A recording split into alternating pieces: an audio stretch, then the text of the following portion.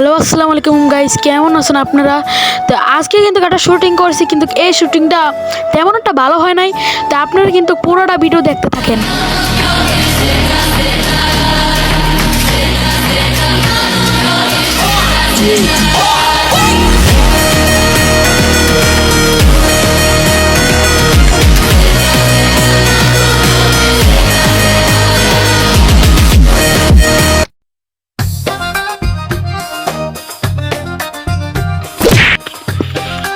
কিরে তুই আমার কিলো রাখা দিছস?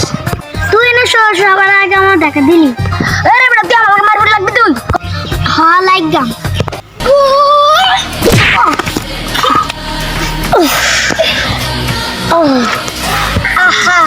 আমার নাম আহমেদ। হ্যালো গাইস, আসসালামু আলাইকুম।